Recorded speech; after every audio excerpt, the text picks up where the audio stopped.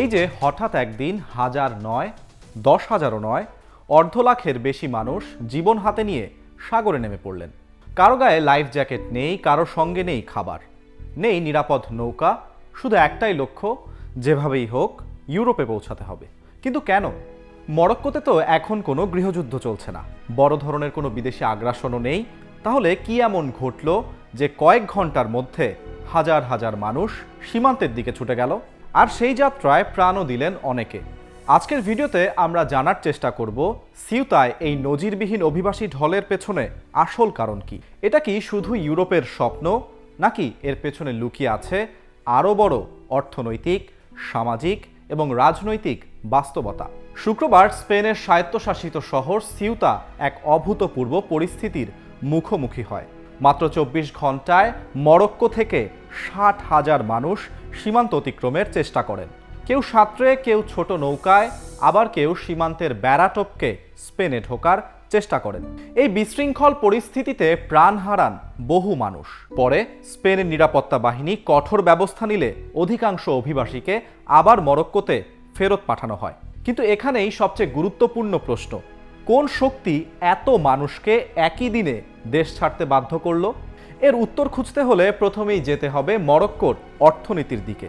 পরিসংখ্যান বলছে, সামগ্রিক অর্থনৈতিক প্রবৃদ্ধি থাকলেও এই উন্নয়নের সুফল সমাজের বড় অংশের কাছেই পৌঁছায়নি। সবচেয়ে বেশি ক্ষতিগ্রস্ত হয়েছে তরুণরা। 15 থেকে 24 বছর বয়সীদের মধ্যে বেকারত্বের হার 37% বেশি, অর্থাৎ প্রতি 3 জন তরুণের মধ্যে একজন কাজ পাচ্ছেন না। আরও উদ্বেগজনক বিষয় হলো দেশটির বিপুল সংখ্যক তরুণ কাজ করছেন না, পড়াশোনাও করছেন না, এমনকি প্রশিক্ষণও নেই। ফলে একটি পুরো প্রজন্মের সামনে অনিশ্চয়তা তৈরি হয়েছে। যখন নিজের দেশে ভবিষ্যৎ অন্ধকার মনে হয়, তখন অনেকের কাছেই ইউরোপ হয়ে ওঠে একমাত্র আশার বাতিঘর। তবে শুধু চাকরির সংকটই নয়, মরক্কোর অর্থনীতির অন্যতম ভিত্তি কৃষিখাত। দেশটির প্রায় 1/4 মানুষের কর্মসংস্থান এই খাতের ওপর নির্ভরশীল। কিন্তু টানা কয়েক বছরের খরা, পানির সংকট এবং কৃষির আধুনিকায়নের কারণে হাজার হাজার মানুষ কাজ হারিয়েছেন। গ্রাম অঞ্চলের অনেক পরিবার তাদের একমাত্র আয়ের উৎস হারিয়ে শহরমুখী হয়েছে। কিন্তু শহরেও নতুন কাজের সুযোগ তৈরি হয়নি। এর সঙ্গে যুক্ত হয়েছে খাদ্যপণ্য, জ্বালানি এবং দৈনন্দিন জীবনযাত্রার ব্যয় বৃদ্ধি, অর্থাৎ আয় কমেছে কিন্তু খরচ বেড়েছে।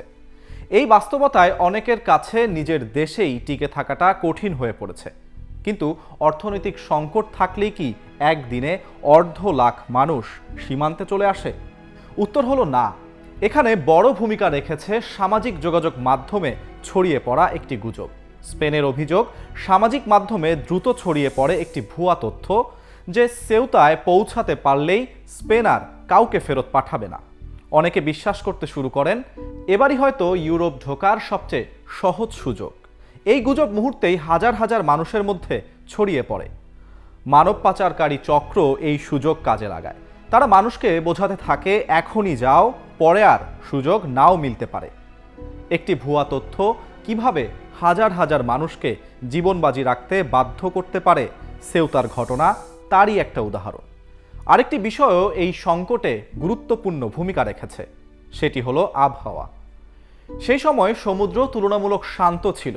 অনেকেই মনে করেছিলেন সাঁতরে বা ছোট নৌকায় সিউতায় পৌঁছানো সম্ভব। কিন্তু বাস্তবতা ছিল সম্পূর্ণ ভিন্ন। সমুদ্র কখনোই পুরোপুরি নিরাপদ নয়। কয়েক কিলোমিটার সাঁতরে সীমান্ত পার হওয়া যেমন অত্যন্ত কঠিন, তেমনি অতিরিক্ত ভিড়ের কারণে অনেক মানুষ পানিতে ডুবে যান। অনেকে ক্লান্ত হয়ে পড়েন, মাঝপথেই প্রাণ হারান। যারা ইউরোপে নতুন জীবনের স্বপ্ন নিয়ে পানিতে নেমেছিলেন, তাদের অনেকের জন্য সেটাই হয়ে ওঠে জীবনের শেষ যাত্রা। তবে এখানেই শেষ নয়। এই ঘটনার পেছনে রাজনৈতিক ব্যাখ্যাও সামনে এসেছে। স্পেন ও মরক্কোর সাম্প্রতিক কূটনৈতিক টানাপোড়েনের কারণে সীমান্তে নজরদারি কিছু সময়ের জন্য দুর্বল হয়ে পড়েছিল, যদিও মরক্কো সরকার স্পষ্টভাবে এই অভিযোগ অস্বীকার করেছে। তাদের দাবি সীমান্ত ইচ্ছাকৃতভাবে কখনোই খুলে দেওয়া হয়নি। অন্যদিকে স্পেনের বক্তব্য, পুরো ঘটনার পেছনে বড় ভূমিকা ছিল মানব পাচারকারী চক্রের। তাদের মতে অসহায় মানুষের স্বপ্নকে পুঁজি করে ভুয়া তথ্য ছড়িয়ে সীমান্তে বিশৃঙ্খলা তৈরি হয়েছে। কিন্তু এই ঘটনার সবচেয়ে বড় শিক্ষা কি? সিউতার সীমান্তে যা ঘটেছে সেটিকে শুধু অবৈধ অভিবাসনের ঘটনা হিসেবে দেখলে ভুল হবে। এটি দেখিয়ে দিয়েছে অর্থনৈতিক বৈষম্য, কর্মসংস্থানের সংকট, সামাজিক হতাশা, বিভ্রান্তিকর তথ্য এবং আঞ্চলিক কূটনীতি সব কিছু একসঙ্গে মিলে বড় মানবিক বিপর্যয় তৈরি করতে পারে। মানুষ জন্মভূমি ছেড়ে স্বপ্নের জন্য নয়, অনেক সময় বেঁচে থাকার শেষ আশায় দেশ ছাড়ে।